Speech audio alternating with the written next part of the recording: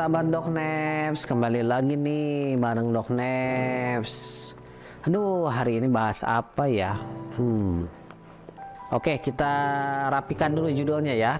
Kapan indikasi seseorang, anak atau dewasa nih yang sedang sakit itu memerlukan perawatan rawat inap? Nah, jadi kita begini. Saat anak datang, yang dilihat itu satu untuk indikasi rawat inap, keadaan umumnya. Jadi keadaan secara umum. Nah, ketika pasien datang, dokter akan melihat keadaan umumnya. Biasanya yang menjadi indikasi rawat adalah apabila ditemukan keadaan umum, satu, adanya penurunan kesadaran. Jadi si anak saat datang dilakukan pemeriksaan, si anak ini tampak mengantuk dan sulit dibangunkan, atau kesadarannya menurun. Jadi ketika diajak bicara atau diajak kontak mata itu kurang atau tidak nyambung. Nah, ini salah satu gejala tanda penurunan kesadaran dan wajib dilakukan rawat inap, karena biasanya pada keadaan penurunan kesadaran dibalik itu adalah suatu penyakit yang kondisinya serius sekali.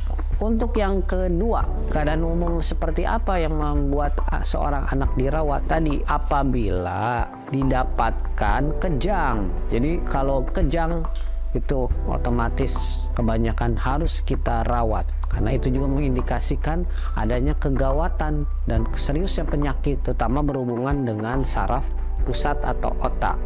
Jadi wajib dirawat. Yang ketiga, kalau ditemukan sesak napas. Jadi anak nih atau pasien datang, napasnya sesak. Apa aja ciri sesak? Satu, napasnya cepat frekuensinya. Jadi seperti ini. Nah, biasanya selain cepat, dia pergerakan dinding dadanya lebih naik turun. Kemudian apabila kita buka pakaiannya, maka kita lihat tulang-tulang iganya itu atau rusuknya akan lebih terlihat jelas. Jadi ada tarikan seperti membentuk tarikan dinding dada. Nah, itu artinya otot-otot pernapasannya digunakan, otot-otot pernapasan bantuan ya maksudnya di sini. Jadi bukan otot-otot napas yang pada umumnya wajar digunakan saat bernapas biasa. Nah, ini menunjukkan adanya sesak napas. Selain itu kita bisa temukan anak tampak lebih pucat, lemes, agak kebiruan ya, baik di bibir, lidah maupun kuku-kukunya. Nah, itu kita bisa lihat bahwa atau menyimpulkan bahwa anak ini mengalami atau pasien ini mengalami sesak. Jadi itu wajib dirawat. Kemudian demam tinggi, yaitu demam di atas 39 derajat Celcius yang tidak turun-turun dengan penggunaan atau pemberian obat penurun demam. Nah, itu wajib dirawat karena risiko terjadi komplikasi dan paling sering apa? Kejang. Kemudian kalau kita temukan kuning, nah ini juga menjadi indikasi rawat ya. Ada seorang bayi yang kuning, atau anak kecil kuning, atau bahkan orang dewasa nih, lebih jelas lagi orang dewasa kuning, lemes. Nah, itu harus mendapatkan perawatan rawat inap. Kemudian apalagi kondisi lain, keadaan umum, tidak bisa kencing dalam 24 jam lebih. Nah, ini harus dirawat. Kemudian apalagi? Waduh, banyak juga ya. Bengkak.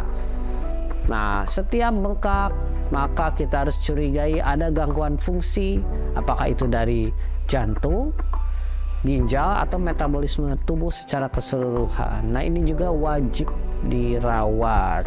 Oke. Nah, selain tanda-tanda tadi yang gawat-gawat tadi ya, ada beberapa indikasi lainnya. Nah, kadang kita kan, dok, kok anak saya nggak ada kejang, nggak ada sesek, nggak ada demam tinggi, tidak bengkak dan lain-lain sebagainya, kok kenapa dirawat? Nah, ini indikasi lain dari dirawat, yaitu adalah bila mana suatu penyakit atau bisa dibilang istilah kata katanya. Istilah kata bila demam atau sakit tersebut tidak membaik setelah diberikan obat lewat rawat jalan selama 1 minggu atau obat sudah habis tapi tidak ada perbaikan klinis atau kondisi. Nah, ini wajib untuk dirawat karena mungkin memerlukan terapi yang lebih tinggi atau pemeriksaan lanjut yang lebih lengkap untuk mendiagnosis penyakit ini. Nah, selain itu apalagi? Katanya tidak ada gawat, penyakitnya sudah sembuh, tapi kok tetap dirawat nih dok? Nah, biasanya dokter menyarankan untuk melakukan pemeriksaan check up lengkap agar mendapatkan diagnosis yang secepatnya dari suatu penyakit. Karena dikhawatirkan penyakit yang dimaksud ini apabila deteksinya terlambat, misalnya lewat jalan kan itu kadang kontrolnya 1 minggu sekali atau 3 hari paling cepat ya.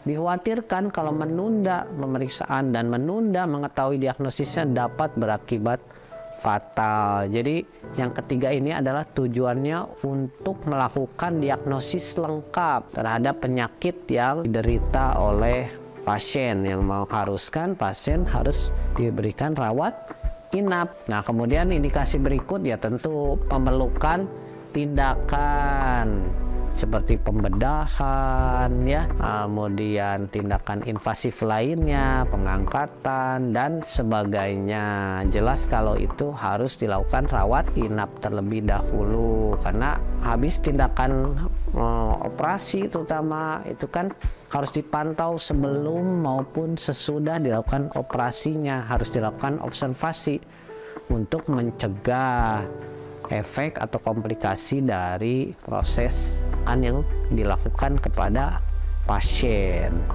Oke, jadi mungkin sudah jelas ya apa indikasi seseorang pasien baik itu anak ataupun dewasa untuk dirawat inapkan oleh dokter atau rumah sakit. Jangan sampai salah paham lagi nih ya. Oke, sebegitu dulu sahabat dokter. Selalu ingat jadilah pintar untuk sehat. Oke, see you.